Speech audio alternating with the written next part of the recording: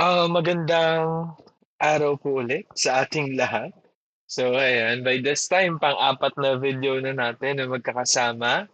Sana ay may mga natututunan kayo mula sa akin. Okay? Kasi wala lang. So ayun, muli magandang araw po sa ating lahat. Ako po ulit si Sir Arvin Bautista, ang inyong lecturer po sa Geometry for the College Entrance Test Review Program ng Smattertay Training Institute. So, sa araw po na ito, or rather sa video na ito, okay, bigyan lang natin ulit ng overview. Nasaan part na ba tayo? So, for our first video, we already discussed the building blocks of geometry and the angles and lines. For the second video, we had triangles. For the third one, we had the polygons. For this fourth video, alam ko naman na sa third video, ang sabi ko, isasama ko si area, surface area, and volumes. Dun sa unang part, sinabi ko yun. Pero, yun nga, nung napagtanto ko na medyo mahaba na yung video, nasa 1 hour na tayo, ayoko naman na umabot siya ng sobrang haba talaga, kinat ko na. So for today, I won't be promising anything, or for this video, I won't be promising anything. Hindi ko alam kung masasama ko sa area, surface area, and volumes kay na circle and coordinate geometry. Pero I'll do my best. Okay? Pag feeling ko ma-information overload na kayo dun sa video na sinushoot ko ngayon, I'll cut it na lang kasi mas okay na yun kesa naman, di ba, tuloy-tuloy. So, ayun, bahala na kung anong mangyari mamaya. So ngayon, let's now proceed with the perimeter area, surface area, and volume. So dito, naniniwala ako, si perimeter at si area, gamit na gamit sa mga exam. Sa surface area, medyo, si volume, medyo lang din. May mga common lang siguro na lumalabas. And I hope yung madadiscuss ko for today, yun yung mga common or yun yung lalabas sa mismo mga exam ninyo. Para naman kahit pa paano, di ba, alam natin na talagang malaki yun ay ambag ko sa mga future na, and namin din, okay? Sa future na college entrance test ninyo. So for the first one, the perimeter, so pasensya na, hindi na ayos ni Sir. So for the perimeter, ito basic lang naman to. Ang idea ko lang lagi ng perimeter, i-add mo lahat ng sides. Okay? Kasi yun lang naman siya. Yun lang naman. Kumbaga, ito ay parang meron ka lang bahay nyo, tapos aalamin mo lang gaano ba kahaba, ano ba yung distance around doon sa bahay ninyo. Okay? Kasi maglalagay ka ng ng bakod, ganun. So, yun lang yung idea ni perimeter. Kaya kung mapapansin po ninyo, diyan, nilagay ko yung mga basic na formula for perimeter. So, for the square, perimeter is equal to 4s. Okay, kasi alam naman natin lahat naman ng sides ng square ay equal. For the rectangle, meron dyan 2L plus 2W, 2 length plus 2 width. Okay, or yung iba naman ginagamit ang formula na 2 times length plus width. Okay? So, kahit ano, actually, kung gusto nyo pag-addin na lang yung apat, binigyan ka dyan ng ng sides ng rectangle. Pag, pag, pag pinag-add mo yung apat, yun na yun. Okay? Si regular pentagon naman, o ito sana hindi pa po natin nakakalimutan na yung term na, or yung word na regular. Okay? So once again, pag sinabi pong regular, all sides and angles are equal. Kaya po kung mapapansin nyo, ang formula po na ginamit dito ay ng perimeter ay 5s. Okay? Kasi ang assumption natin dahil sinabing regular pentagon na lahat ng sides ng pentagon na yun are equal. Okay? Kaya nga po kapag regular polygon po ang hinahanapan ng perimeter, okay? Ang hinahanapan ng perimeter, usually ang formula na lang dyan, NS. Ano yung meaning ng N? N is the number of sides, then S is the length of each side. So yun na lang.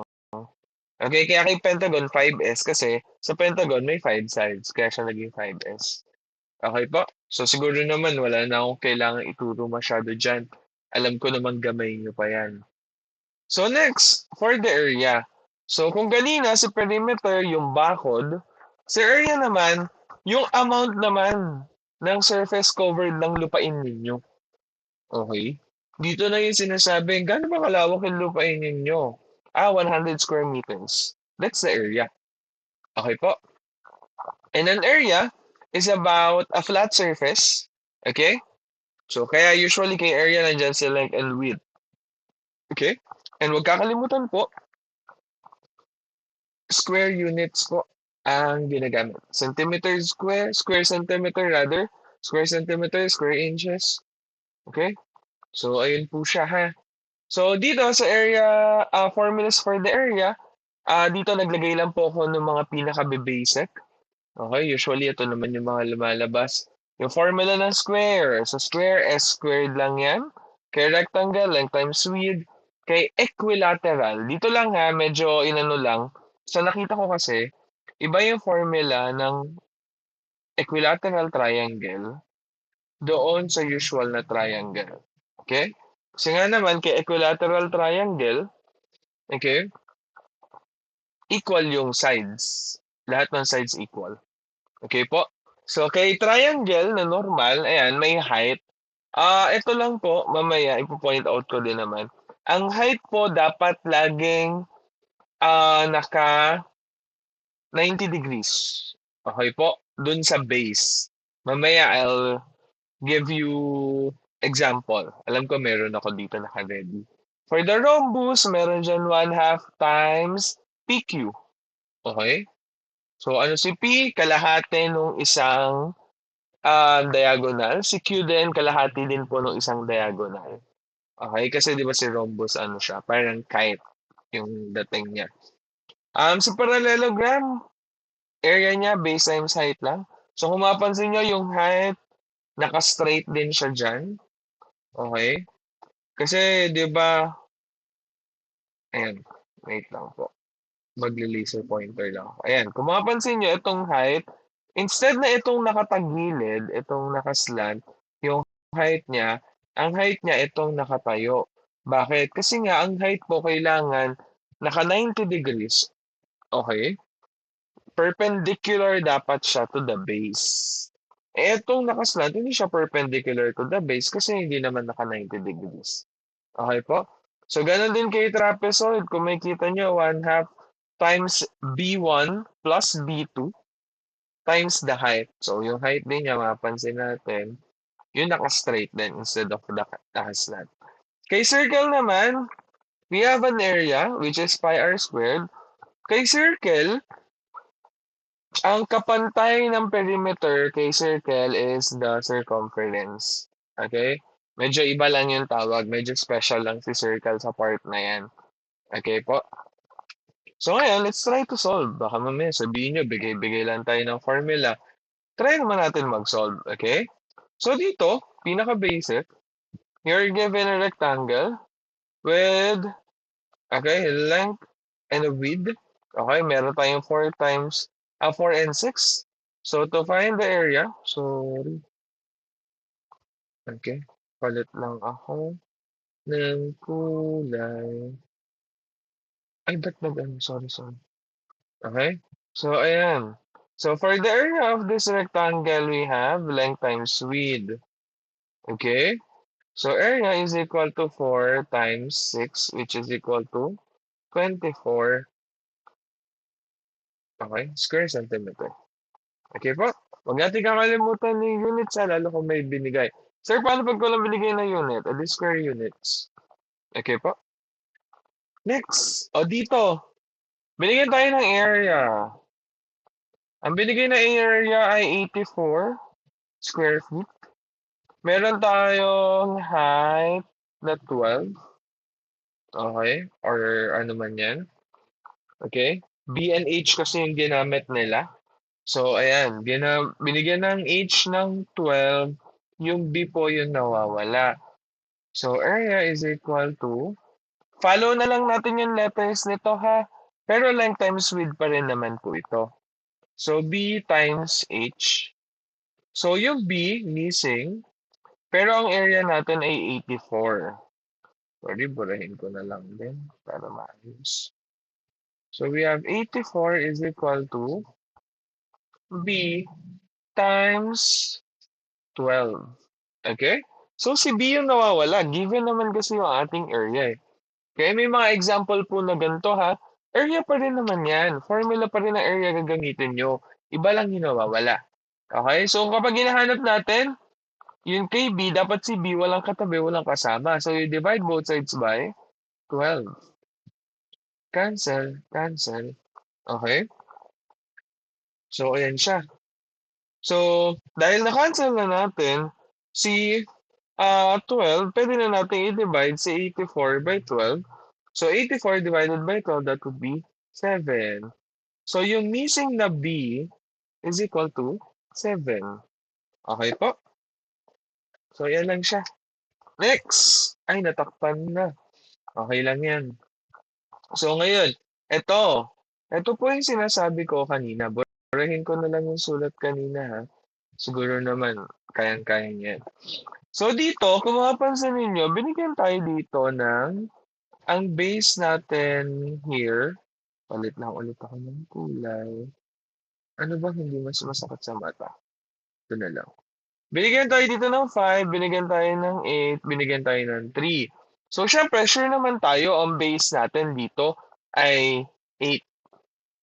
Diba? Yan yung ating base. Ang tanong, dito, usually kasi dito nagkakamali students, yung mga nagtitake ng exam, okay? Bakit sila nagkakaroon ng pagkakamali dito sa part ko na ito? Okay?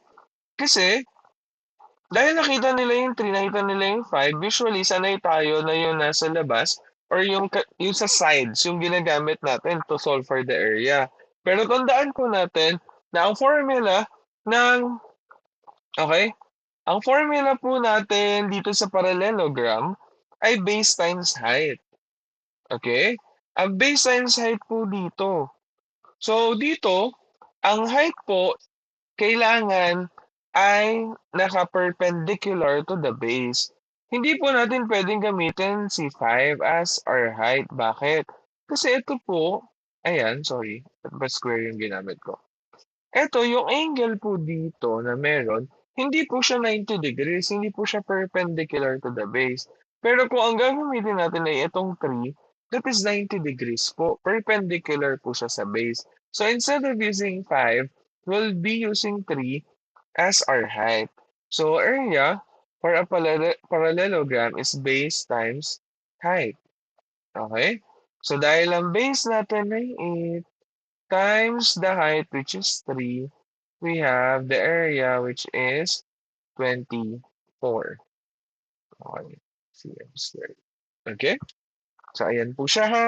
Huwag po tayo malilito. Minsan kasi ang kalaban natin sa pag-exam, yung oras, especially with math. So ano nangyayari? Dahil gusto nating magmadali sa pagsusolve, kung ano yung unang number na nakikita, madalas yun na yung nagagamit natin. Eh pag mga ganito na ang daming given, minsan nalilito, okay?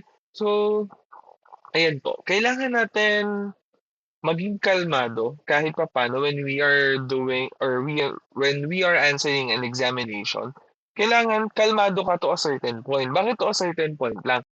Kasi po hindi din pwedeng sobrang kalmado or kampante ka while you are taking your exam. Okay? Kasi ako, laging balance. Yung meron kaba, pero tiwala ako sa sarili ko. Ganon. Para at least, di ba, while answering, hindi ka sobrang kampante na feeling mo kaya mo lahat. Hindi ka rin at the same time, hindi ka rin sobrang kabado na feeling mo magkakamali ka anytime. So, doon ka lang sa balance sa, okay, I'll take my time. Pero at the same time, kailangan ko rin isipin na kalaban ko yung oras. Okay po? So, ayan. Next one. Dito, we are given 28 feet. Okay? 28 square feet for our area. We are given, okay, we are given here the height Okay, yung height wala. We are given 5 feet. We are given 7 feet. Okay? So ngayon, ang pinapahanap sa atin ay height. Pero, actually, question mark pa din. Asan yung base? Si 5 ba? Kasi sanay tayo na laging nasa ilalim. Okay? Yung naka-flat ang base. Or si 7. O, tandaan natin ano bang definition ng height. So, the height should be perpendicular to the base. Okay? It should be perpendicular to the base. So, saan ba perpendicular tong H? Hindi ba dito sa side na to? So, we can take account na they are both 7 feet. Okay? So, for our base, instead of using 5, kasi 5 din to nasa baba for sure. Okay, we'll be using 7 feet para hanapin yung ating height. Okay? Area is equal to base times height. So, we are given the area, which is 28. We are given a base, which is 7, times the height. So, divide both sides by 7. Okay, cancel, cancel. So, 28 divided by 7, that is equal to 4. So, our height is 4 feet. Okay, 4 feet. And siya. 4 feet po yung sagot natin. Okay? So, dito, you just simply need to analyze. Analyze lang din tayo ng konti kasi baka mamaya medyo malilito. Okay, lalo yung mga ganyang problem. Ang intention kasi niyan ay subukin talaga yung knowledge ninyo, okay, sa mga concepts ng geometry. Okay po. Next one. Ayan. We are given here, wait lang. Ano ba yan? 6 centimeter. Okay? We are given here 7 only. And then 6 centimeter for the height. Okay? Dahil ganyan po yung given natin, I think we can safely assume that, okay? So, ayan siya. So, dahil pinakita na dito na naka-perpendicular siya, okay? Paano ko nalaman na naka-perpendicular? Mayroong symbol for 90 degrees or for a right triangle. A right angle rather. So, for the area is equal to, ano ba ang formula ng triangle? Okay? The formula for the area of a triangle is 1/2 times base times height. 1/2 times base times height. Nilagyan ko lang po ng parenthesis sorry na. Wait lang, masakit ba sa mata? Wala kasi. Okay, orange na lang. So we have here 1/2 times, ang base natin, we have 7 times 6. 7 times 6, that is 42. So 1/2 ng 42, that is 21 cm squared. Okay? So, ayun siya. Next, dito. Once again, triangle lang ulit yan. Okay? Pinakita na yung atin pong perpendicular, yung pagiging perpendicular nung height. Okay? So, yun na yung gagamitin natin instead yung nakaslant. Okay? Dito rin naman, wala naman binigay kung anong sukat ng nakaslant. So, medyo safe tayo. Dalawa lang yan. So, area is equal to 1/2 times, okay? 1/2 times 12 times 5. So, we have 1/2 times 60. Okay? So, we have 30 inches square. Okay? Square inches. So, dito, possible kasi yung iba dun sa una, baka sabihan nyo, ay sir, mali ka kasi naka, yan, equilateral triangle. Kanina kasi 'di ba meron tayong equilateral triangle. To be fair, yung unang triangle mukha naman talaga siyang equilateral triangle. Gets ko naman 'yon. Okay po?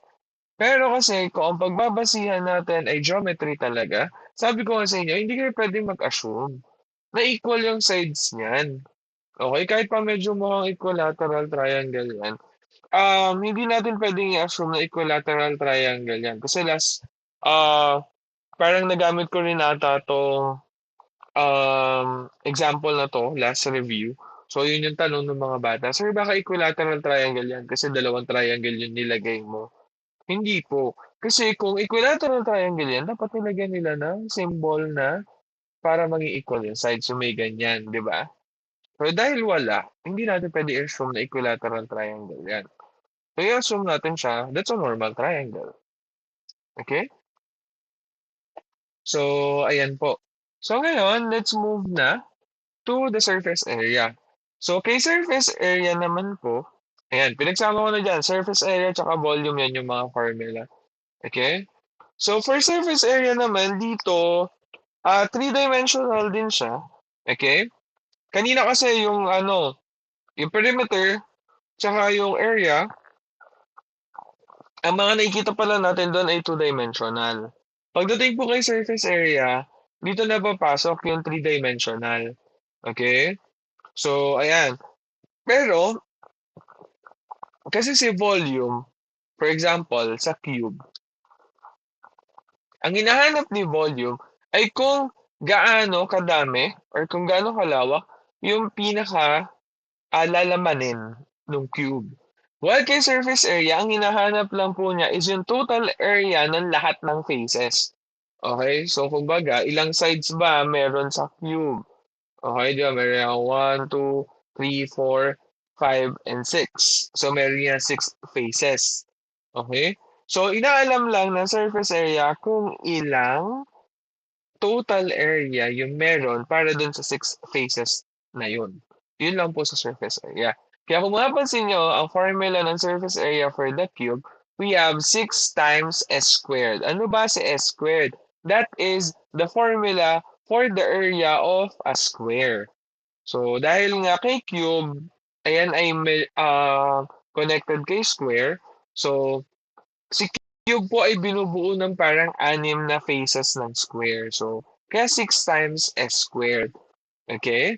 So, kay rectangular prism, meron tayong formula dyan na 2 times length times width plus length times height plus width times height.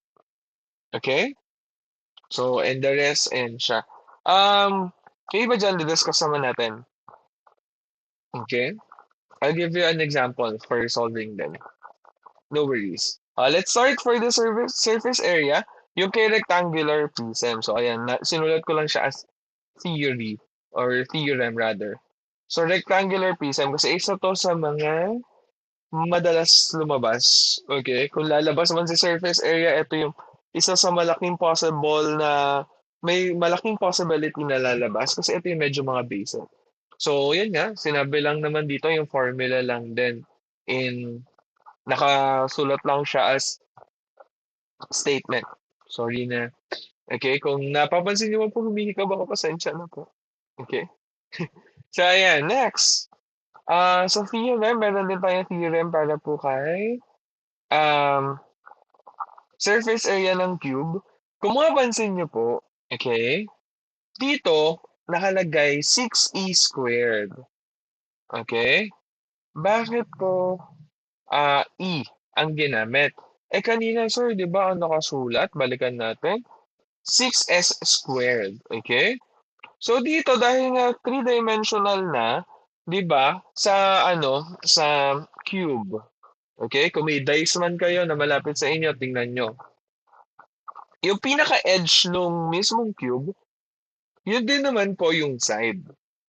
So dahil nga trinita natin siya as three-dimensional yan, nagbabago lang minsan yung ginagamit, pero parehas lang naman po yun. Okay? So ayan, let's have this two example. So dito, we are given, okay? Oh, eto, binigyan tayo dito. Meron tayong 9 inches, meron tayong 4 inches, meron tayong 5 inches. Okay? So, ayan.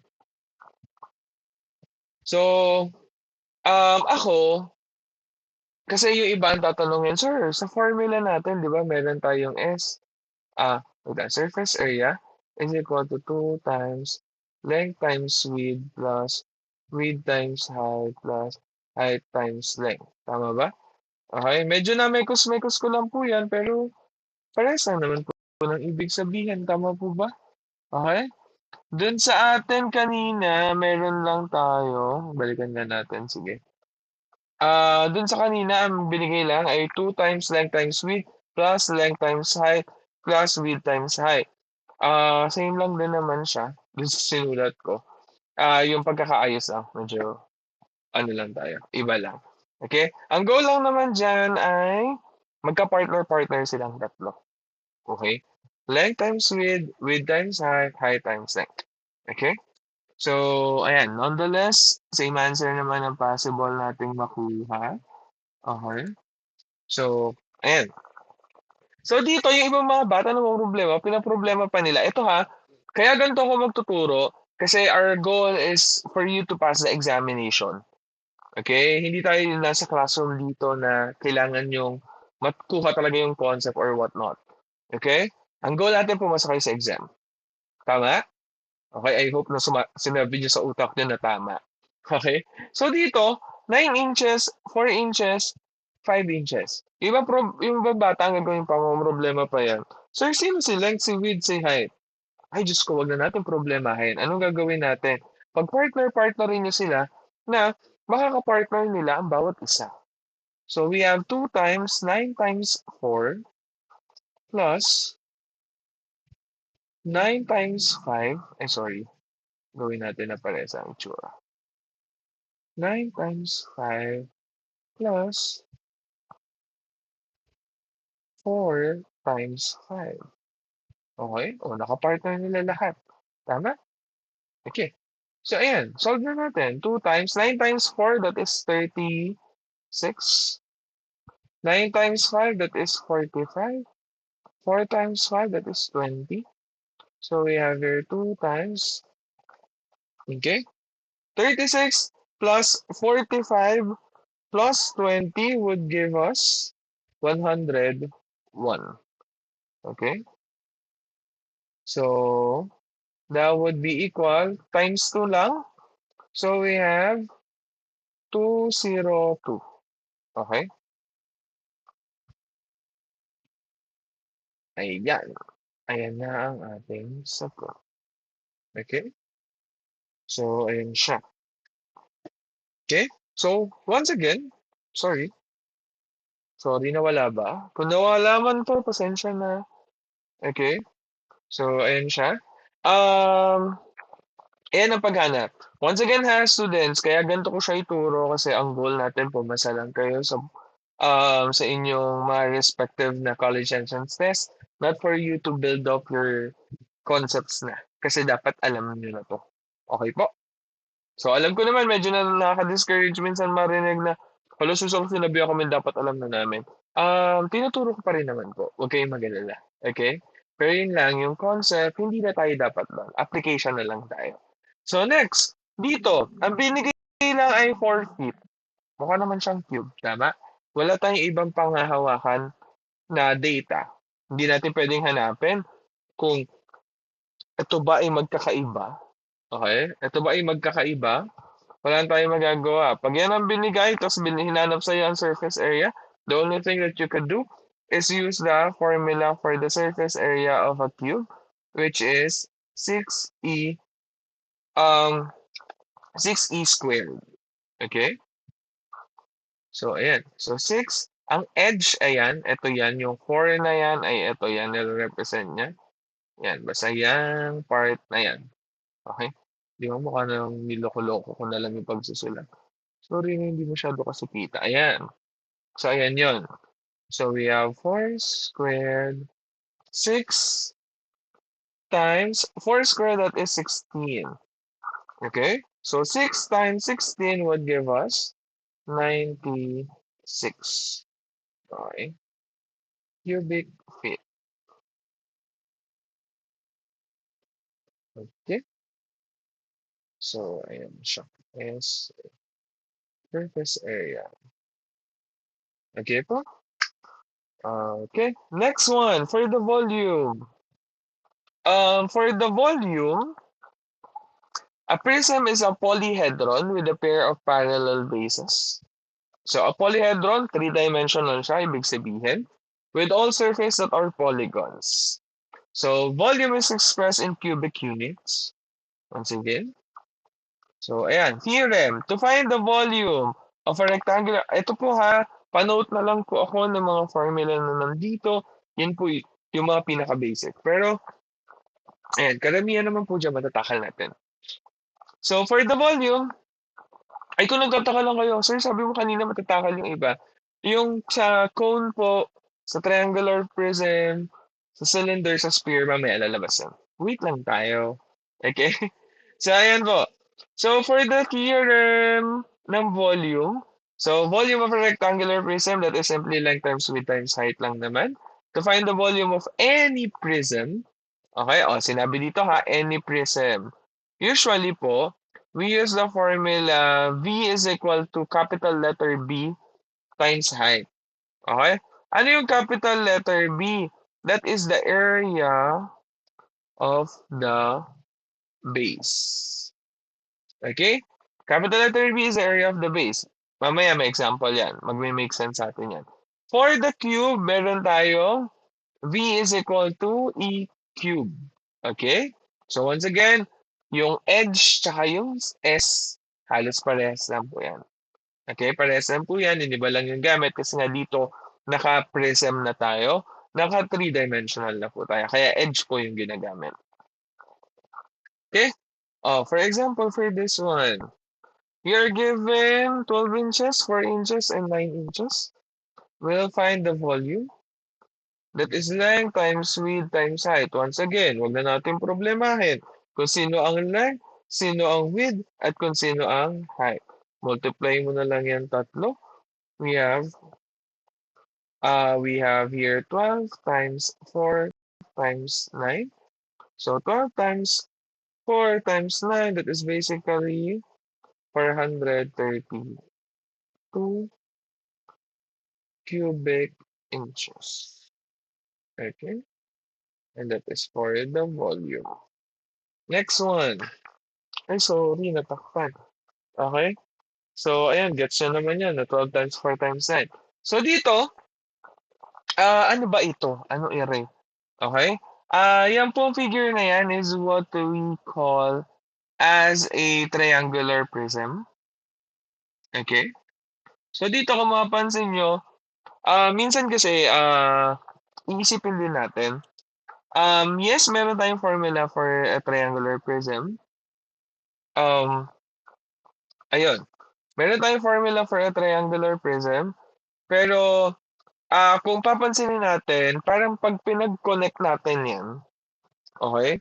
Yung triangular prism na yan, pag kinonnect natin yan, pag imagine nyo na lang, dalawang triangular prism, okay? Pag connectin mo, okay? Parang makakabuo ka niyan ng isang rectangular prism. Okay? The same idea doon sa pag ang dalawang triangle pinag-connect mo, makakabuo ka ng rectangle. Tama? Pag pinagdikit mo yung dalawa, 'di ba kaya nga ah, ang area ng sorry, ang area po ng ating triangle rather is 1/2 base times height. Tama po? Okay? So 'di ba 'yun?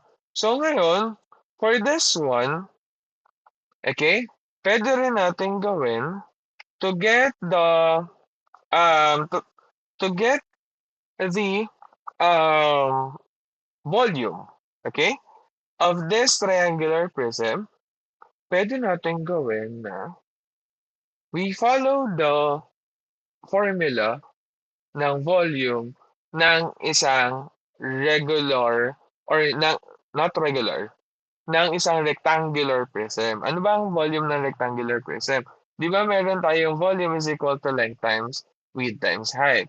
Pero dahil nga kalahati lang siya, pwede natin ang gamitin ay volume ng rectangular prism is 1/2 times length times width times height. So, ayan siya. So, 1/2 times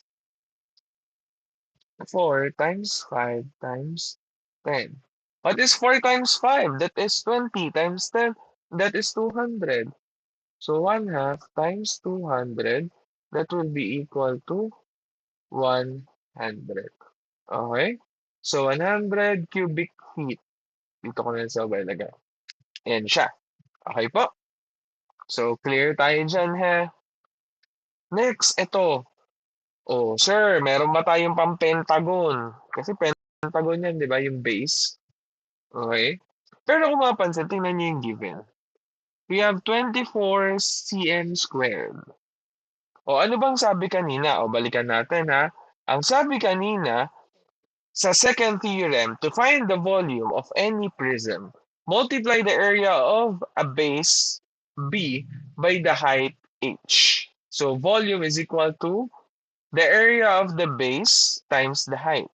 So dito, dahil siya ay naka-squared na, we can safely assume na yung 24 cm squared ay the area of the base of this, that's the area of the pentagon na base. Okay? So for the volume, that is equal to the capital letter B times the height. So the capital letter B, or the area of the base, is 24 times 5. Okay? So 24 times 5, that is equal to 120. Okay? Cube. Okay? So, ayan na yung volume na yan. Okay po? Yan ay kung given po yung base. Yung area ng base. Next. Ito. Dahil once again, isa lang yung binigay, we can assume na pantay-pantay ulit yung mga edge na yan. So, the volume of a cube, that is E cube. So, we have 3 cube. So, on 3 cube, that is 3 times 3, 9 times 3, that is 27 cubic feet. Okay? Sorry po. So, ayan po siya. Okay? So, I hope naintindihan. Ayan po. Okay? So, next. Ito na. Volume ng pyramid. Di ba? Sabi ko naman sa inyo, tatakal din natin yung iba dyan. So, a regular pyramid is a polyhedron with a base that is a regular polygon and a vertex point that lies directly over the center of the base. So, ayan siya. Kung mapapansin nyo, binigyan tayo ng um, dalawang formula. For the pyramid, with, okay, pag regular pyramid po, ang base po niya any regular polygon, Dito sa binigay na example, okay, ang binigay po na example dito ay ang kanya pong base is a rectangle. Okay? So, kaya po ang formula dito ay V, or volume, is equal to 1/3 times length times width times height, or pwede rin na 1/3 times the area of the base times the height. Depende na lang kung ano yung base na meron. Okay po? So, example here, binigyan tayo. So, rectangle yung yung ating base. So, ang gagamitin natin, di naman binigay kung ano yung area ng base. So, tayo pahanap. So, V is equal to 1/3 times length times width times height. So, we have here 1/3 times 5 times 3 times 6. Tama? Okay? So, 5 times 3, that's 15. Okay? So, 15 times 6, that is 90. So, we have 1/3 times 90. Okay? So, that would be equal to 30. So, ang volume ng pyramid na ito ay 30 cubic centimeter. Okay? Next. Ito naman. Dito, kung mapapansin, ano ang ating base? 1, 2, 3, 4, 5, 6. Okay? So, ayan, 6-sided yung base natin. Pero, the good thing is, binigay na yung area ng base. So, madali na lang to. So, the volume is equal to 1/3 times the area of the base times the height. So, we have here 1/3 times 50 times 9. Okay? So, 1/3 times 450. So, 1/3 times 450, that is 150 cubic inches. Okay? So, ayan lang po siya. Okay po? Okay naman yan. Madali naman yan kung atin pong maiintindihan talaga. So, sa mga nabibilisan po, sa the way I explain, um, yun, pwede nyo naman pong ah, i-back ng 10 seconds or 20 seconds or kayo po kung saan kayo komportable. Okay? So, let's now proceed with the circles and circular figures. So, dito sa circles and circular figures, so syempre, pag sinabing circle, the distance around the circle is called circumference. Yun nga po yung sinasabi ko kanina, na ang circle po, wala po siyang perimeter, ang meron siya ay circumference. Okay? Then, the diameter of a circle is the distance across a circle through its center, while the radius naman po ay distance from the center to the edge. So, ito alam naman natin, nakalahati po ng diameter, that is the radius. O kailangan po ng dalawang radii. Okay? Kasi ang plural po ng radius ay radii. So, kailangan ng dalawang radii para po mabuo ang isang diameter. So, sa circumference po, sa theorem na meron tayo, the circumference of any circle is the product of its diameter and pi. So, C, or the circumference, is equal to pi d. O alam din natin na ang diameter is, okay, dalawang radius. Kaya pwede rin na circumference is equal to 2 pi r. Ito lang students, take note of this one. Sa mga exam minsan, magugulat kayo, may mga college entrance test na kung saan yung pi, hindi na nila pinapasolve yan. Okay? Hindi mo na kailangan palitan yan ng 3.14, ganyan. So, kunyari, ang magiging sagot, 60 pi, ganyan. So, sa ibang mga exam, sasabihin naman yan doon sa mismo instruction ng question na parang write your answer in units of pi. So, pag sinabing units of pi, kailangan si pi, hindi mo napapalitan ng number. Okay? Hindi mo na gagawing 3.14. Okay? So, ang i-multiply mo na lang or ipaprocess mo na lang or isa-solve mo na lang yung ibang mga numbers. Yung pi as it is siya. Meron din naman na may na-encounter akong mga exam na kung saan nakalagay use pi is equal to 3.14. May ganon. Yung iba naman, use pi 3.1415. Ganon. Depende sa exam. Okay po? Pero usually, kung wala, try nyo na lang na 3.14 yung gamitin. Lalabas naman nun. Okay? Pero kung meron, use yung instruction ng question. Ha? So, next, the area of a circle is the product of pi and the square of the radius. So, kaya siya, area of a circle is equal to pi r squared. So, ayan, for example, dito binigyan tayo ng, okay, ito ay distance na kung saan ang endpoint ay nasa mismong circle na, dumaan siya, okay, sa mismong center. So, therefore, this is not a radius, this is a diameter. So, 15 ang kanyang diameter. Okay? So, to find the area, so area is equal to pi r squared. So, dahil ito po ay, okay, binigyan tayo ng 15. Ano ba ang kalahati ng 15? That is 7.5. Okay? So, pwede natin gamitin si pi times 7.5 squared. What is 7.5 squared? Ay, ito pala ha. Try not to use calculators. Process mo siya on your own. Kasi, kayo rin po yung medyo makakawawa. Kasi pagdating po sa mga entrance exam, wala naman po tayong calcu. Okay? Feeling ko naman kaya nyo yan. Okay? So 7.5 times 7.5, kindly solve it on your own. The answer would be 56.25. Okay? Other examinations would settle na 56.25 pi. Yan na yung sagot. Or, kung gusto mo, gawin natin 3.14 si pi. So, ano lang ang gagawin? 56.25, multiply mo pa yan sa 3.14. So, anong lalabas na sagot? That would be 176.63. Yan ay kung 2 decimal places. Kung okay lang na lahat ng decimal ay kasama, that would be 176.625. Okay? Either of the two.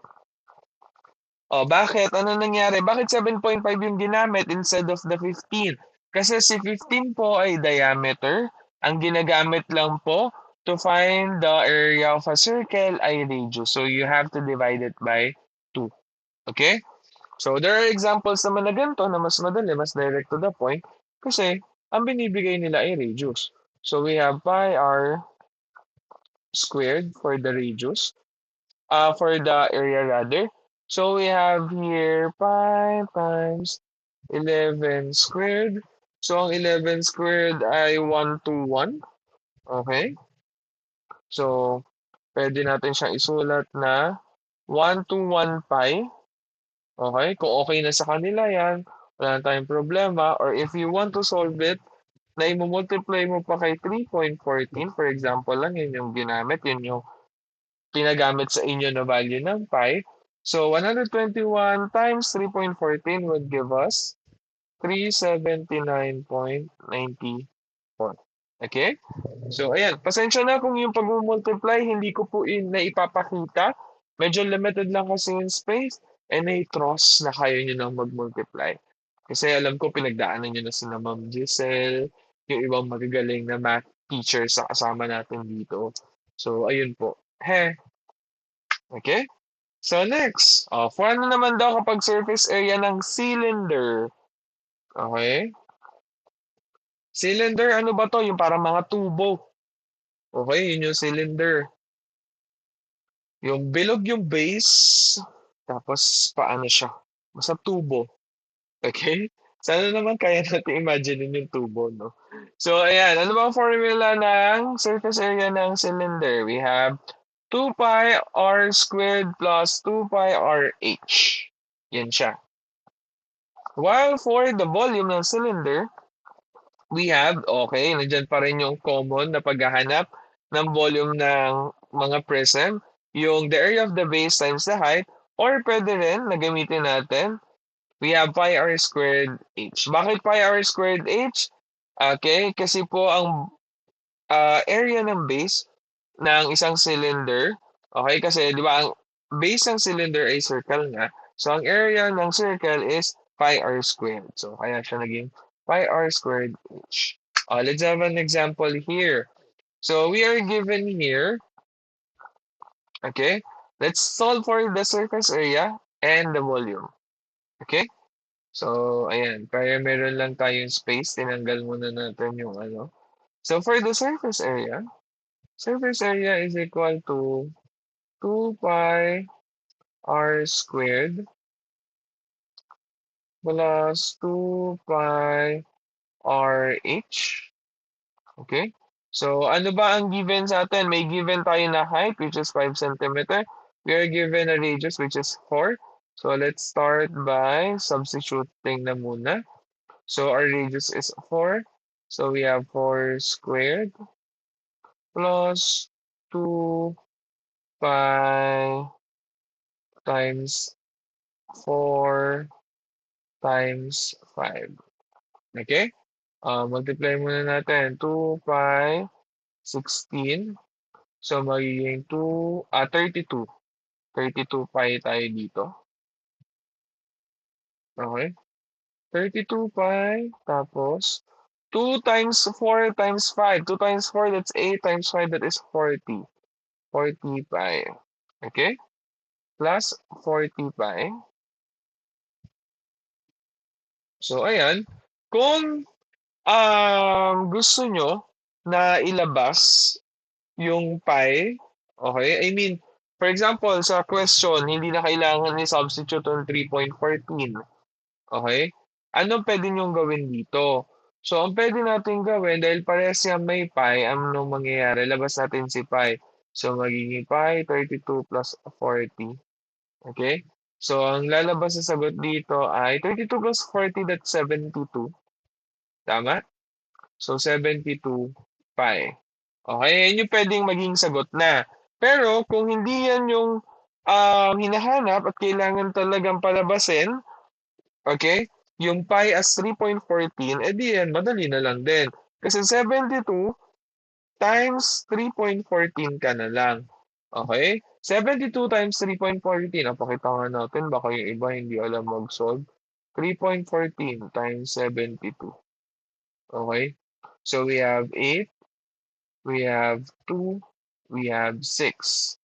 Tama? Dito nga natin sa gilid i-solve, sorry. Kasi feeling ko tatamaan yung ano. 3.14 times 72. We have 8, 2, 6. Okay? For the 7, we have 7 times 4, that's 28. Carry 2. 7 times 1, 7 plus 2, that's 9. 7 times 3, that's 21. So we have 8, 0, carry 1, 6, carry 1, 2, 2. Okay? So dahil ayan, 22608. Pero dahil may dalawa tayong decimal places doon sa taas, so dapat may dalawang decimal places din sa baba. So we have 226.08 as the surface area. Okay? This will be the answer for the surface area. So now, let's find the volume. So for the volume naman, madali lang din naman, we have pi r squared times h. Okay? So we have here, pi muna siya. R squared, we have 4 squared. 4 squared, that is 16. Di ba? Alam na natin 16 yan. Times the height, which is 5. Okay? 16 times 5, that is 80. So, pwede ang sagot mo na dito ay 80 pi. Or, kung kailangan ilabas si 3.14 talaga, okay? So, 3.14 times 80. That would give us 0, 0, 0. 8 times 4, 32. Sorry, 32 nga ni. Sorry po. Okay. 2, carry 3. 8 times 1, that's 8 plus 3, that is 11. Carry 1. 8 times 3, that's 24 plus 1, that is 25. So we have 0, 2, 1, 2, 5. Okay, may dalawang decimal places. So, dalawa din dapat. Okay. So, ayan. So we have 251.2 as the answer. Okay? 251.2 po ang ating volume. Okay? So ayan siya ha. So ayan po ang pagkuha ng surface area ng cylinder as well as for the volume of a cylinder. So pinakita natin parehas kung pwede yung pi na hindi na i-solve yung 3.14.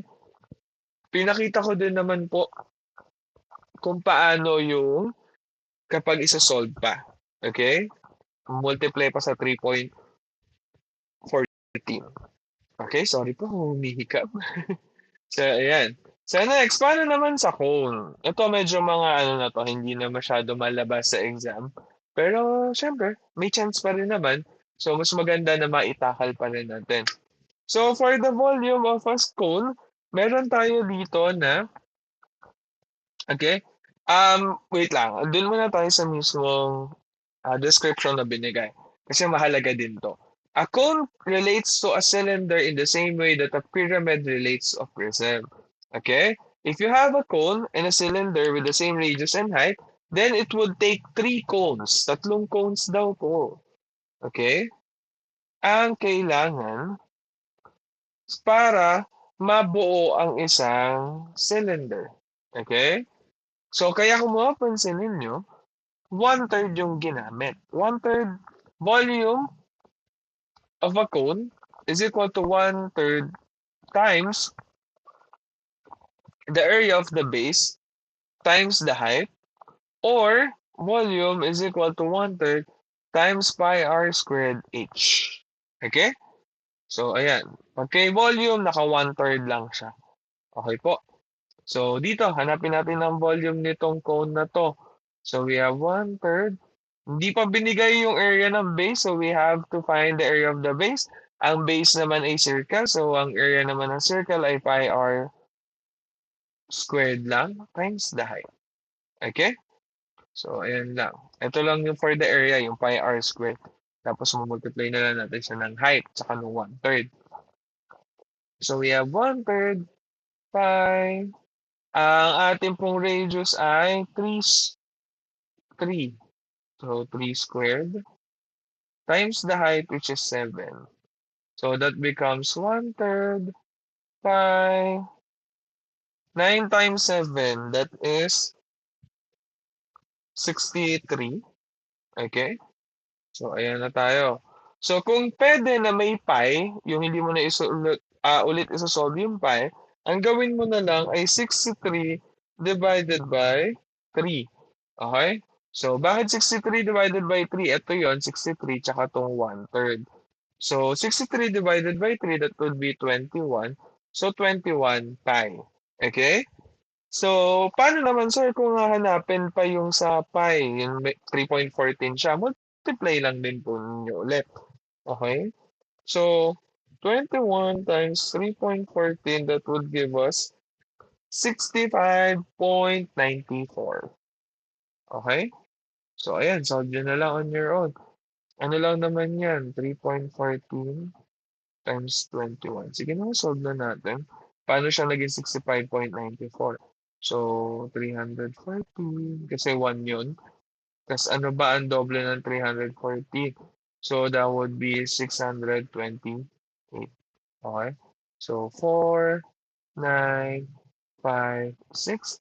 Dahil may dalawang decimal places kay 3.14, may dalawa din dito. Kaya 65.94. Okay? Next. O, sa sphere naman tayo. Pag sphere po, it is a set of all points that are the same distance from some point called the center. O, di ba ganun din naman yung idea ng circle? Di ba sa circle naman, from the circumference, okay, equal din yung distance to the center. Okay? Kay sphere naman, ayan, dahil ito po ay three-dimensional na, okay? So, ganun lang din naman yung ano. So, dito may formula tayo for this surface area, which is 4 pi r squared. Then for the volume, we have volume is equal to 4 over 3 pi r cubed. Okay? So, let's try to solve for this one. So, dito, so for the surface area, so ang surface area natin is equal to 4 pi r squared. So, we have 4 pi 9 squared. So, we have 4 pi times 81. So, 4 times 81, that would give us 324 pi. Tandaan ha, may pi pa yan. So, if you want to get the value, kapag nawala yung pi, so multiply nyo lang si 324 kay 3.14. So, that would give you around 1,017 1,017.36. Okay? Pasolve na lang po kasi wala tayong space eh. Okay? Pero I think kaya naman yun yung isolve yan. So next, for the volume is equal to, okay, we have 4 over 3 pi r cubed. So ayan siya.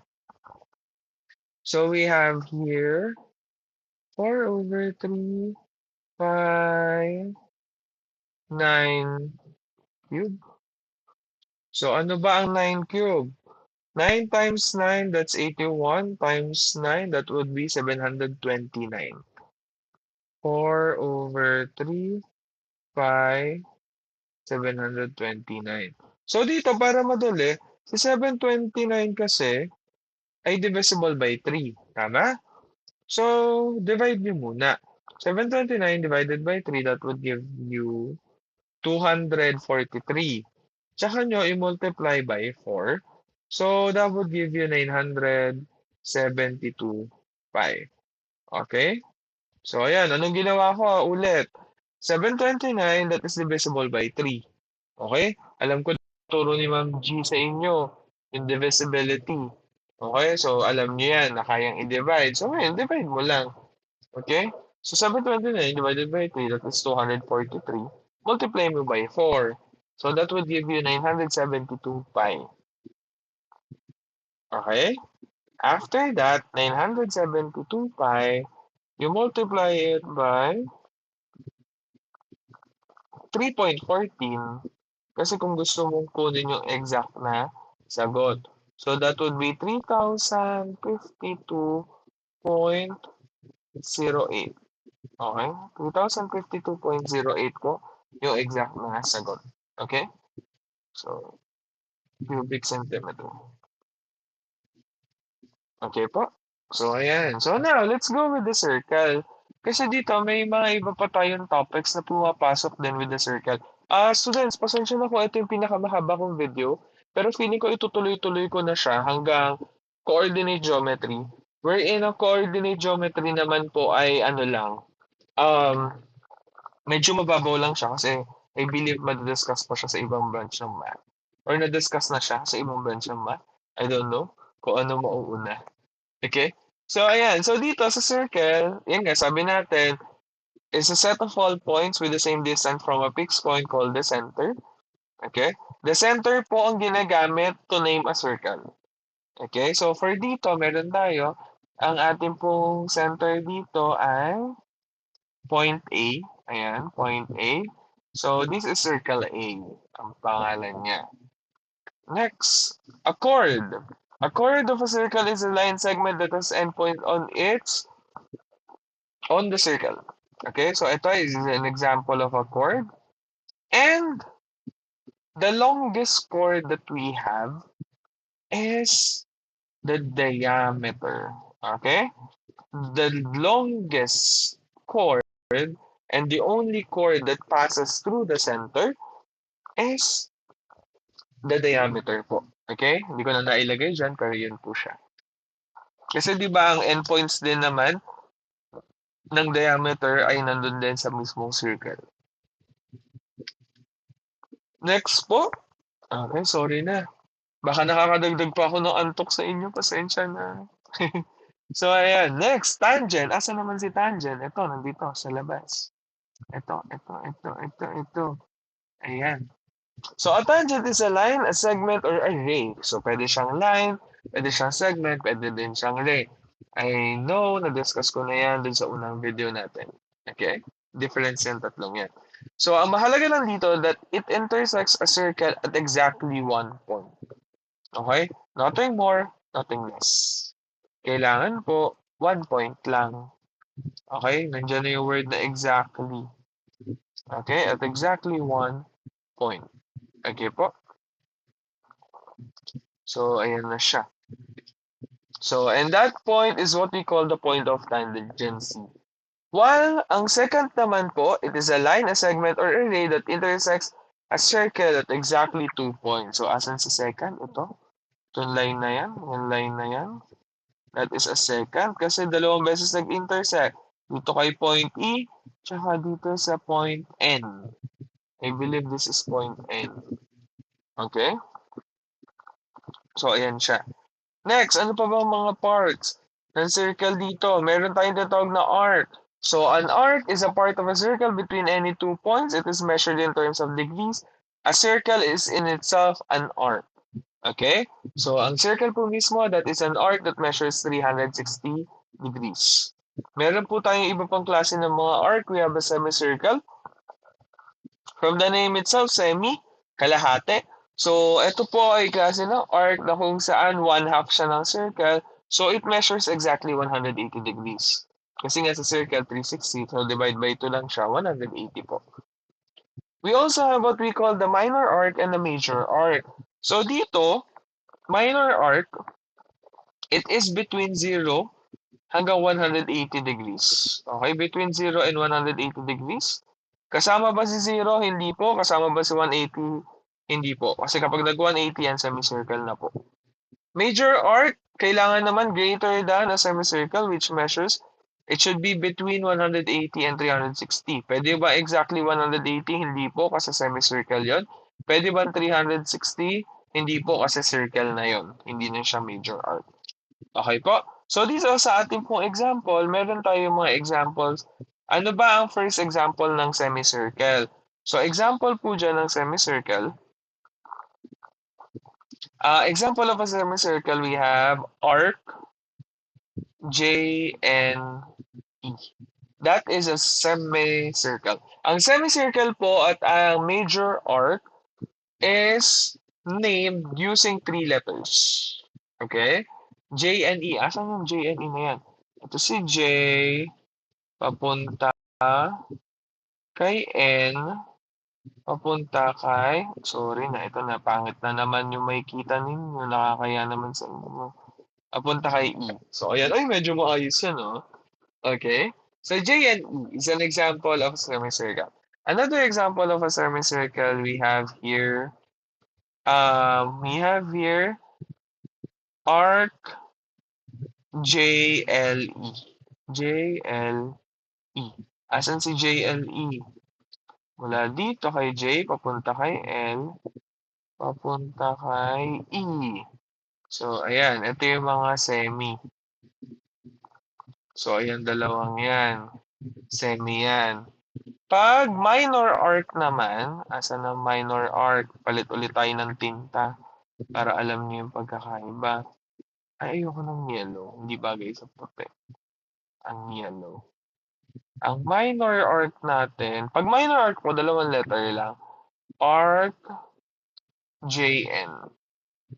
Okay, that is an example of a minor arc. So, J, papunta kay N.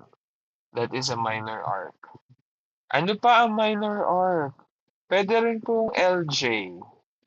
Okay, pwede rin LJ. Pwede rin LE. Okay, mga minor arc yan. Pag naman po, major arc, okay, tandaan, major arc, greater than 180 but less than 360. So, ang major naman natin, I'll give you two examples. JLN. J papunta kay L, si L paikot hanggang kay N. Ayan. Ayan po ang ating, sorry. Ay, bakit na lalo? Ano? Kailangan ko bang gandahan? Ayan, JLN. Major arc J, sorry no. J, L, at N. Ano pa ang isang major arc? We have N, E, L. Asan si N, E, L? Baguhin natin yung sulat. Oo, ba't hindi ko binago? Baguhin natin. Gusto ko kapares dito na nakasulat. Para bahala na kayong mag-analyze. N, E, L. Itong kulay blue ha. So, from N, papunta kay E. E, papunta kay L. So, ayan. So, ayan. Yung kulay blue na yan is an example of a major arc. Kasi that is greater than 180 but less than 360 degrees. Okay po? Actually, kung N, E hanggang kay J pa nga eh. Okay, N, E, J, that would be a major arc. Okay? That would be a major arc pa. Marami pa yan. Si L, E, N. L, E, L, E, J. Ayan, L, E, J, major arc din yan. Okay po? So, ayan. So, central angle naman. O, di ba, meron pa, hindi pa tapos. For the central angle, ito naman yung angle na form by 2 radii. Okay? So, ayan, may dalawang radii daw. Radii kapag plural, radius kapag isa. Okay? And kailangan din daw po yung vertex niya ay center of the circle. Ano ba ang central angle dito? We have the central angle. Ano ba? Central angle is JAN. Ayan, asan si JAN? One example is JAN. Ano pa ang pwede? We have NAE. Tama? Bigyan pa tayo ng ibang example. Angle NAE. Ito siya. N, pag ganon, papunta kay A, punta kay E. Okay? Ano pa? JAE, pwede rin. That is a straight angle. Si JAE. Okay, pero central pa rin siya kasi ang vertex na AA. Okay pa? So, ayan. Next, we also have intercepted arc. So, ito naman, yung intercepted arc is created when lines or subsets of a line cut across a section of the circumference of a circle. The intersection of the lines or subsets of it are on the circle, thus forming an inscribed angle. So, ayan. So, kanina, si intercepted arc. So, siya yung arc na na-form, okay, mula dun sa mga angles, okay, na na-form din within the line. So, within the circle. So, ano ba example ng intercepted arc? So, ang mga example ng intercepted arc, katulad lang ng mga binigay natin kanina dun sa minor arc and sa major arc. Okay? For example, dito si LN, itong kulay blue, ito, ayan, LN. Yung arc na yan, that is an intercepted arc. Paano natin siya nasabi na intercepted arc siya? Kasi mayroong inscribed angle na pinanggagalingan. Ano sa yung inscribed angle? Ang angle na sumasakop kay LN, okay, kay minor arc na LN is itong angle LEN. Okay, LEN. So, ayun, yun yung nakakasakop sa kanya. Yun yung intercepted or yun yung inscribed angle po. Okay? So, ayun siya. So, ngayon, there are problems like this one. So, ayan.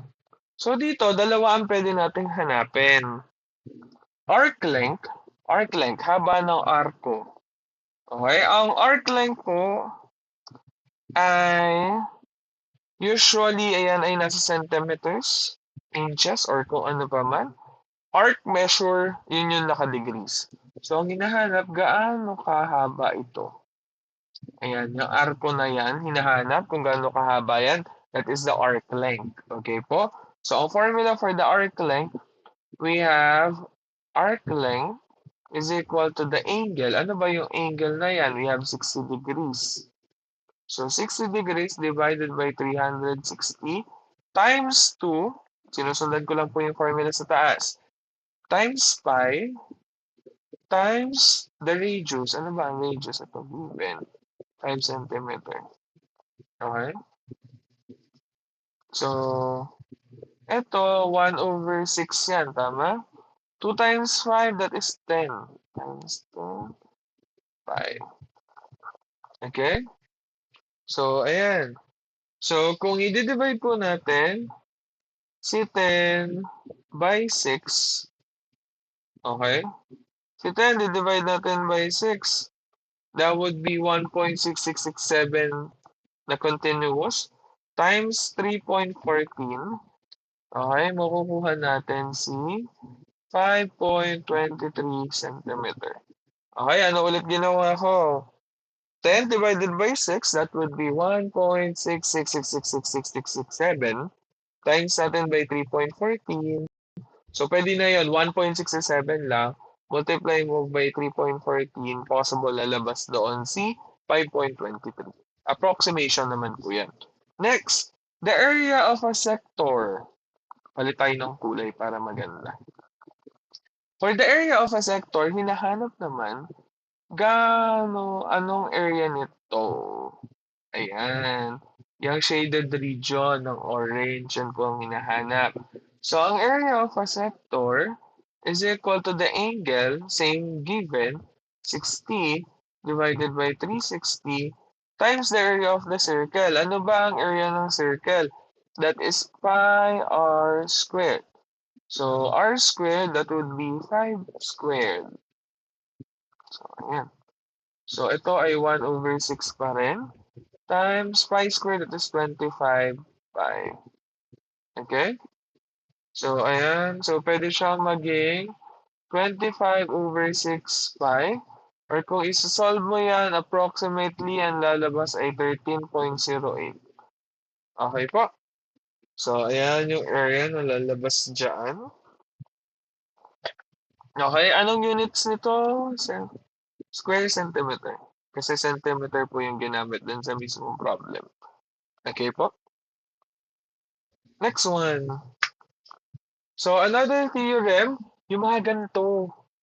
So, ayan. The measure of an angle formed by a coordinate tangent that intersect on the circle is half the measure of the intercepted arc. Ayan. Usually kasi, ang pinapahanap dito, yari, ang hahanapin itong A. Ano daw po ang yung measure ng angle A? Given that arc BA is 124. Okay? Arc BA is 124 degrees. Okay? Ang pinapahanap sa atin, ano ang measure ng angle A? So, sabi dito, half daw po ng measure ng intercepted arc. Binigyan tayo ng measure ng intercepted arc, which is 124. So, 124 divided by 2, that would be 62 degrees. Okay? So, ayan siya. Si BAD. Okay? Si BAD, si angle A, 62 degrees. Next, paano naman yung mga problem daw na ganire? Okay? O, sulat ko na lang dito sa kabilang side to. Divide by 2. So, 124 divided by 2, that would be 62 degrees. Okay, yan ha. So, dito, paano naman daw pag ganito? You're given two intercepted arcs. Okay? Measure ng dalawang intercepted arcs. Ito, 71 given. Dito sa kabila, 129. Okay? Ang pinapahanap yung measure nitong x. Okay? Kung mapapansin, dalawang angle. Yun dapat na concern. Yung angle x, saka yung itong kabilang angle. Tama po. Dalawang angle dapat yung concern. Pero kasi, palit lang tayo ng kulay. Sorry na. Kung hindi masyado kita. Medyo safe naman sa parehas. Ayan, dito. Ayan. Concern din dapat tong angle na to. Pero tandaan, yan dalawang yan. Si x tsaka yung isang angle, vertical angles yan. Kasi they are formed of the two opposite rays na nag-combine. 'Di ba? So, ibig sabihin, kung ano man yung sukat ni x, hindi yung sukat ng kabila. Tama? Okay. So, paano daw ang gagawin? So, to find x, ang sabi dito, kailangan daw kunin yung average of the measure of the intercepted arcs. So, how to get the measure of the average of the intercepted arcs? So, you have the measure 1, which is 129, plus 71 divided by 2 kasi dalawa lang naman yung intercepted arcs. So, magkakaroon tayo dito ng 200 divided by 2, that is 100 degrees. Okay po. Pinag-add mo lang yung dalawang intercepted arcs, you divided by 2. So, kasi para makuha yung average, kaya 100 po ang sagot. Okay? Next one. O, ito, medyo ano din to. Lumalabas din, nakikita ko rin kung saan-saan to. So, dito, may dalawang intercepted arcs na damay. Ay, sorry. Okay, may arcs tayo na dalawa na given. Ito, 125. Itong smaller arc, 27. So, paano naman daw po hanapin ang measure of an angle, o hinahanap si x, si angle x yun nasa labas. Ang angle formed by 2 seconds, 2 tangents or a secant and a tangent drawn from a point outside the circle is equal to the half of the difference of the measures of the intercepted arcs. So kung kanina na nasa loob, balikan lang natin, nasa loob yung angle na hinahanap, dalawang intercepted arcs yung meron, ang ginawa, kinuha yung average. Ngayon naman, dalawang arcs pa rin yung meron, pero yung angle nasa labas ng circle. So ano daw ang gagawin? To find the value of x, ang gagawin daw po natin, you get the difference. O, ayan na ha. The difference of the measures of the intercepted arcs. Dito, ang technique na lang po, yung larger minus the smaller. Bakit sinasabi kong unahin yung larger kaysa sa smaller? Para po walang negative na lalabas. Okay? So, 125 yung malaking intercepted arc minus 27 the smaller intercepted arc divided by 2. So, that would be 98 divided by 2 which is equal to 49 degrees. So, ang sukat ng angle na nasa labas na form by 2 seconds. Okay? Form siya by 2 seconds. Kasi nag-touch ng twice yung line, ay yung ray rather. It's a ray. Nag-touch yung mga rays twice dun sa circle. So dahil twice yun, second po yun. Kung isang beses lang, that would be a tangent. Sir, applicable po ba tong formula na to kapag dalawang tangent? Pwede po. Sir, paano kung isang tangent at isang secant yung nakapag-form ng angle outside the circle? Pwede po ba? Pwede rin po. Okay? As long as na dalawang intercepted arcs ang concern, nasa labas yung angle. Okay? So ngayon, let's go with the coordinate geometry. Konti na lang to, kapit lang kayo. Okay? So dito, for the coordinate geometry, so syempre familiar naman tayo with the Cartesian plane. So yan, may quadrant 1, quadrant 2, quadrant 3, and quadrant 4. We also have the origin. We also have the x and the y axis. So the x-axis, ito po yung horizontal axis. Then the y-axis is the vertical axis. So kung saan sila nagmi-meet na dalawa, that is what we call the origin, na ang location niyan ay 0, 0 po. Okay?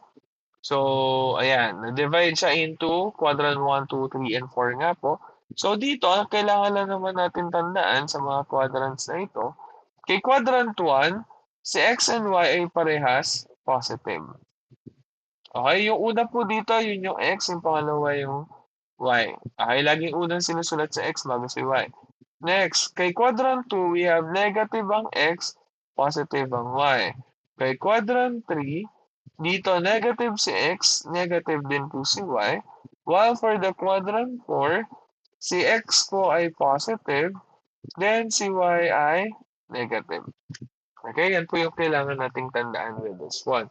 So usually may mga tanong din na parang kapag ganito yung x and y sa ang kwadranto, ganyan. Okay po. So let's have here an example. So, can you give me the location of the points given? Oh, let's start with letter A. Once again, students, kung medyo kailangan ng time to think, you may pause the video ha. Okay? So, si point A, pili lang tayo ng tatlong point. Point A, located siya saan? Oh, once again, una si X bago si Y. So, we have 1, 2 kay X. Okay? 1, 2 kay X. Kay Y ay 2 din. So, ang location niya ay 2, 2. Paano naman si D? Point D. Saan naman siya located? Ano ang X niya? Oh, 1. Ay, sorry. Hindi kasi kita masyado kapag below.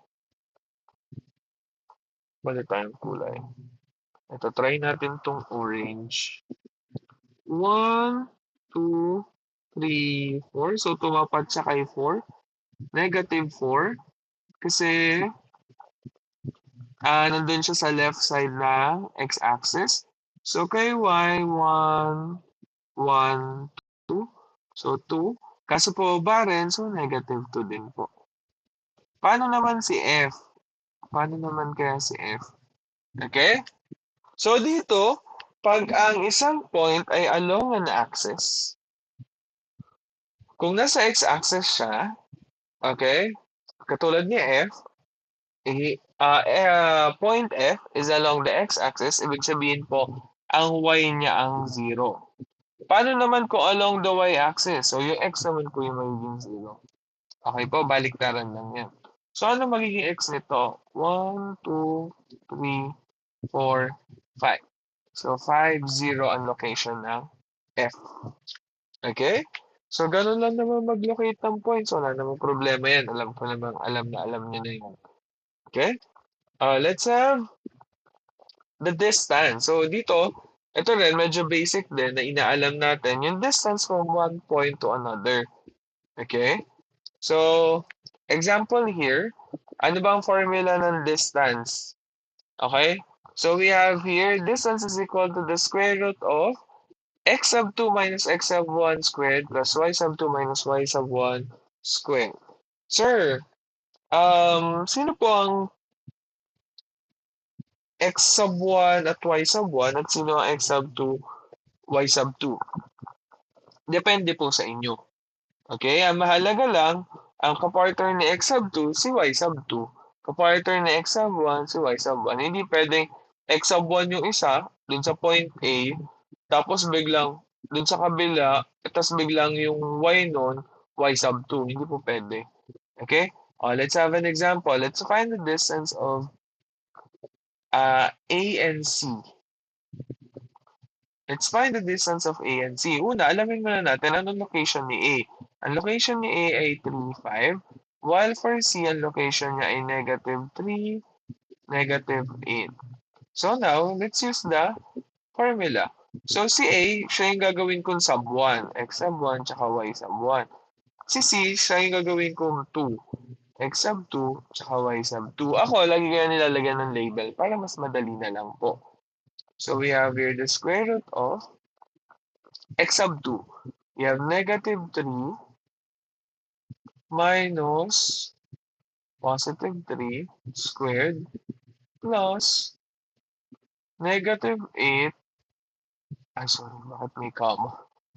Negative 8 minus 5 squared. Okay. So, ayan yan. Extended yan. Negative 3 minus 3. That would be negative 6.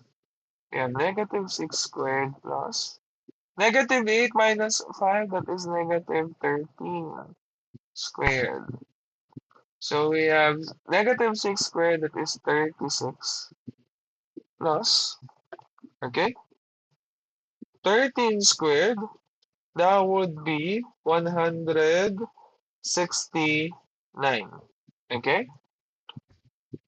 So 36 plus 169 would give us 205. So square root of 205. Ano ba ang square root ng 205? Okay? The square root of 205, okay? 36 plus 169. Ano ba? Someone check. Okay? Wait lang. Saan na yun? Okay, so 13 times 13. 169 plus 36. That is be 205. Tama naman. Plus 169 plus 205. Okay, so 205 is not a perfect square. Yun po yung reason kung bakit ako medyo nag-isip. Kasi si 205 po ay hindi perfect square. Okay? So, ayan po. So, pwede naman na yan. Okay? Pero if you want to have, okay, approximately si 205 ay nasa 14 point something. Okay? So, ayan lang yung paggamit niyan. So, kung hindi naman yung perfect square, huwag kayong mag-alala. I promise you, usually, ayan, may square root doon sa choices talaga. Or, ibibigay nila mga perfect square po talaga. Okay? Mga perfect square talaga yung given doon. Let's have another example. So, gamitin naman natin, for example, para hindi masyado malayo. Let's find the distance of point A and point B. So, point A and point B naman tayo.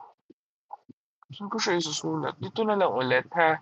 Burahin ko na lang po. So, ayan. I hope na take note nyo na din naman. We're just building your confidence in solving, ha? Kailangan ma-build yung confidence nyo. So, A and B. So, burahin ko lang po. Alam ko medyo mahaba. Ito yung pinakamahaba kong video, ha? Sorry na po. So, for this one, we have for A, 3, 5 pa din. Then for B, we have negative 1, 5. So, ito pa rin ang aking x sub 1, y sub 1, x sub 2, y sub 2. Pwede nyo po akong sabayan while I'm solving. Okay?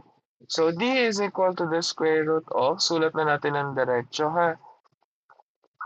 So, we have negative 1 minus 3 squared plus y sub 2.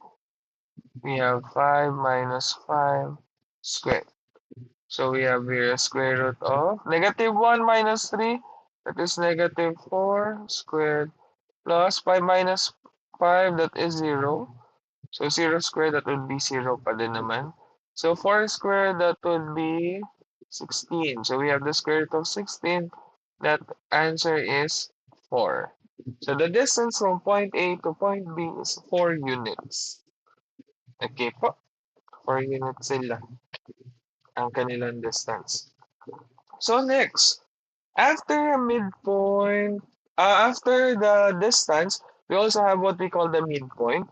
So, ayan. So, minsan ang nangyayari, binibigyan tayo ng points, tapos hahanapin saan yung gitna naman nila. Okay? So, for example, you are given point A, which is 2, 4. Then you are given point B, which is 8 and 10. Okay? So, para mahanap lang po yung midpoint, you have to solve for the x and the y. Okay, so midpoint is equal to x sub 1 plus x sub 2 all over 2 and y sub 1 plus y sub 2 over 2. Okay, so may kita naman. Pinag-a-add lang sila, tapos divide by 2 kasi para mahanap yung gitna lang talaga. So midpoint is equal to ang ating x sub 1, gamitin natin yung kay A. So that will be 2 plus yung kay B, which is 8, over 2, and 4 plus 10 divided by 2. So that would be 10 over 2 and 14 over 2, which is equal to 5, 7. So the location of the midpoint of point A and point B is 5, 7. Okay po, nandun po yung gitna nila. Next, midpoint, medyo madali naman, kaya okay na tayo doon. So dito, the slope of a line is the measure of the steepness. Okay, so imagine mo na lang, aakit ka ng tikling, gano'n. Okay, so you want to know the steepness from doon sa baba up to doon sa taas, or pwede rin naman from taas pa baba. Depende po. Okay? So, ayan. So, dito it is determined by the ratio of rise to run. Okay, rise. Sino ba ang rise? Si Y. Si Y kasi yung taas-baba, di ba? Si run, si left to right, si X. Okay? So, when looking at a line on a coordinate grid, always count the run before you count the rise. When a line points up to the right, it has a positive slope, and a line with a negative slope points to the left. Okay? So, ayan siya. So, ayan po. Ang slope, hinahanap natin yan. Kung 2 point ang binigay sa inyo, gagamitin natin yung formula na y sub 2 minus y sub 1 over x sub 2 minus x sub 1. Kasi di ba ratio nga ng rise to run, kaya si y ang nasa taas, si x ang nasa ilalim. Okay po? So dito, may mga line din, for example, ganito yung given. So pag nakita kayo ng line na horizontal or nakahiga, that has a zero slope. Okay? So kasi ganyan daw, yung z. Kaya daw zero slope. Kasi di ba sa z may dalawang horizontal na line. Okay? Then kapag vertical naman, katulad naman po nito, okay? Wala naman po yung slope kasi sa no may dalawang vertical lines. Okay? Dun sa N. Okay? Kaya po ayan daw yung clue, sabi nila. So ngayon, let's try to solve for the slope. For example, you are given point A ulit, point A, which is 1, 2. Ang location ni point A ay 1, 2. Ang location ni point B ay 3, 6. Okay? Let's find for the slope. Dito po sa slope, usually kasi, ang gamit na symbol sa slope ay M. Okay?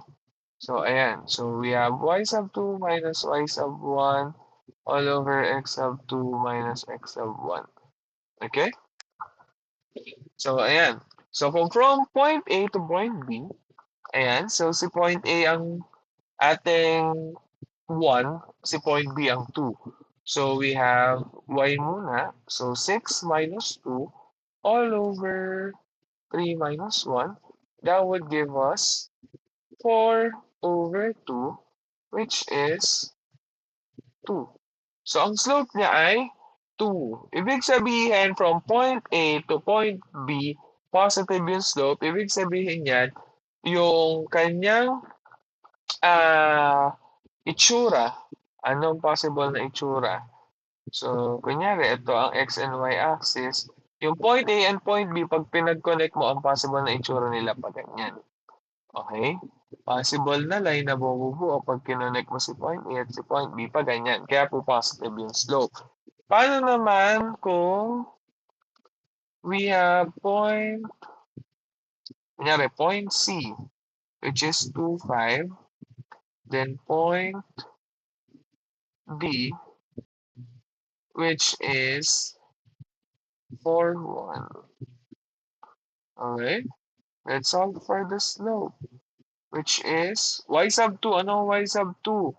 We have 1 minus y sub 1, which is 5, all over x sub 2, which is 4, minus 2, which is 1 minus 5, that is negative 4.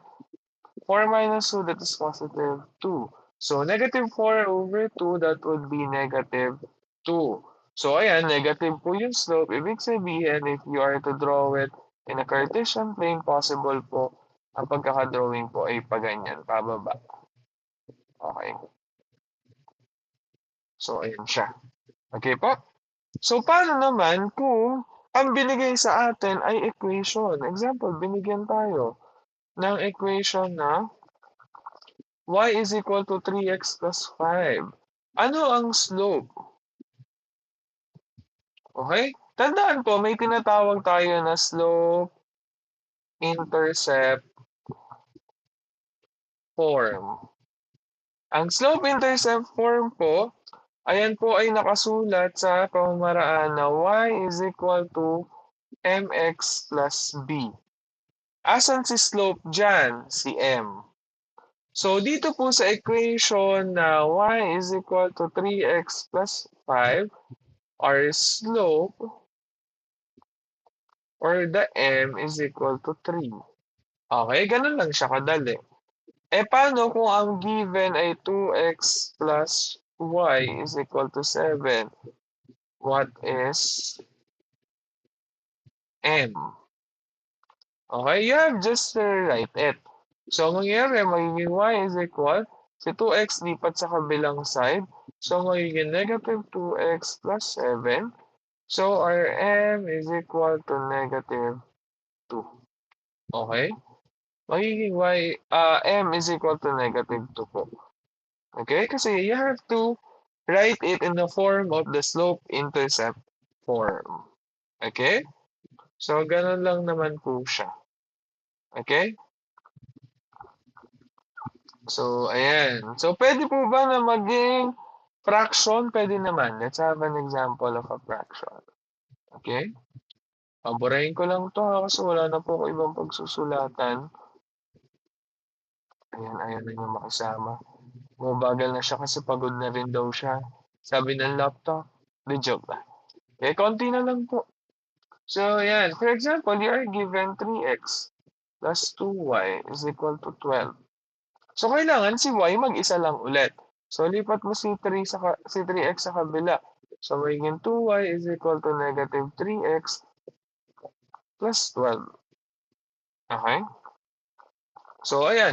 Anong gagawin natin para mawala yung 2? You multiply both sides by 1 half. Si 2y, multiply mo kay 1 half, magiging y. Si negative 3, multiply mo kay 1 half, magiging negative 3 over 2x. Si 1 half, multiply mo kay 12, magiging 6. So, dito, obvious na ang ating m would be negative 3 over 2. That would be your slope. Sorry, ba't lagi nakakasama yung number sa dulo?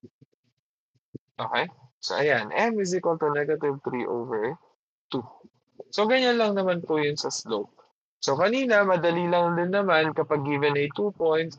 Kapag ang given naman po ay equation, kaya din naman po. Walang magiging problema. So, next. So, slopes of parallel and perpendicular lines naman tayo. This would be the last one. So, kasi kapag sinabing parallel lines, ibig sabihin, they have the same slope daw po. Okay? Ang magiging different lang ay yung y-intercept. Ano si y-intercept? Yung dulo po, yung b. Okay? So, paano naman daw pag perpendicular lines? Pag perpendicular lines naman po, negative reciprocals lang po. Okay? So, for example, you are given y is equal to 3x plus 2. And y is equal to 3x minus 5. Ito po ba dalawang to, are they parallel or perpendicular? Okay? Saan natin i-observe? Observe mo si slope. Okay, asan si slope? Yung katabi ng x. Ito ay 3, ito ay 3. They have the same. So therefore, these two are parallel lines. Tama po? Kasi same slope sila. Paano kung meron kang y is equal to 2x plus 1? Okay? Then meron kang y is equal to negative 1 half x minus 2. Okay? Paano kung ganyan? Or sabihin natin plus 1 pa din. O sige. Okay, plus 1. Observe mo lang ulit yun sa slope. Ito, 2. Ito, negative 1 half. So, negative reciprocal. Okay, from positive 2, naging negative siya, tapos binaliktad pa. Naging 1 half. So, this one is perpendicular. Okay?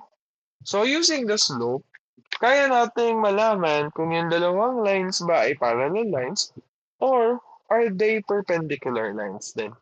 Okay? By just using this slope-intercept form. Okay? So, dyan na po nagtatapos yung aking pong discussion ng geometry. So, ayan. Meron din po tayong formative assessment dito.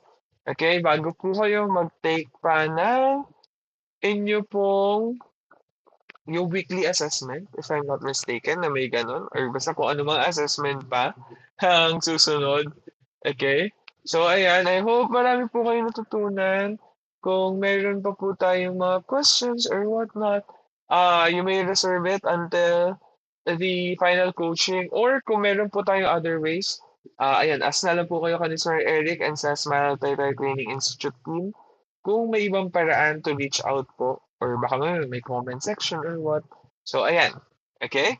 So, students, ang paalala ko lang po in taking examination, um, ayun, kailangan yung mga concepts medyo strong sa inyo. Okay? Kasi lagi ko sasabihin pwede naman manghula pagdating sa exam because ang panghuhula po sa exam ay numbers game. Okay? Kung multiple choice na apat ang choices, you have 25% chance na tatama kayo. Pero we never settle po for a 25% chance. Others, magsasettle yan sa 33.33% chance kasi tatlo na lang yung pinagpipilian nila, may natanggal na sila. Pero ako, I always say na sana 50-50. Okay? Sana dalawa lang yung choices natin. Okay? Huwag tayong aabot sa 0%. Bakit magiging 0?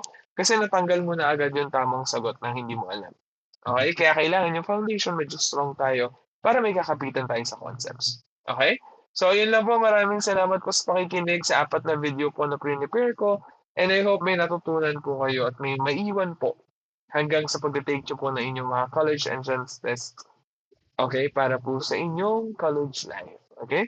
Once again, ako po si Sir Arvin Bautista. Maraming salamat po sa pakikinig and salamat po ulit. Thank you. Good luck everyone.